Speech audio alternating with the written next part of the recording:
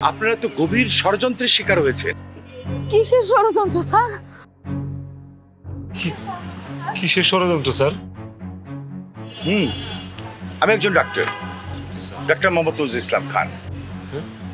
আমি সত্যি বলছি, আপনারা বড় ধরনের ষড়যন্ত্রের শিকার হয়েছেন। কি ষড়যন্ত্র স্যার?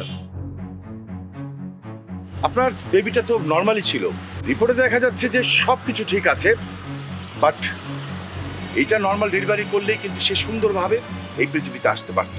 কিন্তু ক্লিনিক ব্যবসার জন্য, হাসপাতাল ব্যবসা করার জন্য তারা আপনাদের বেবিটাকে সিজার করেছে। স্যার এটা কোনো কথা স্যার?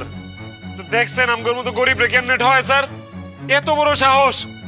এটা কত খারাপ একটা কাম করলো স্যার। আমি গরিব মানুষ, আমার প্রত্যেকটা টাকার তো হিসাব আছে স্যার। আমার বাচ্চাটারে নিয়ে এমনি আটকে রাখছে স্যার, সিজার করেছে স্যার, আমার বউটারে কষ্ট দিছে স্যার। স্যার স্যার আপনি এটা ব্যবস্থা করে দেন স্যার। আপনি যেহেতু ডাক্তার স্যার, আপনি একটু লন স্যার ভিতরে স্যার। স্যার আচ্ছা চলুন আমার সাথে, আমি দেখি আপনাদের জন্য কি করতে পারি।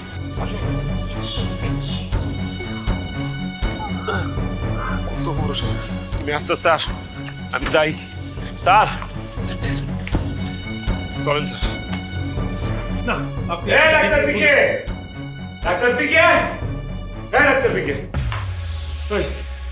কে বাচ্চা কই আমার?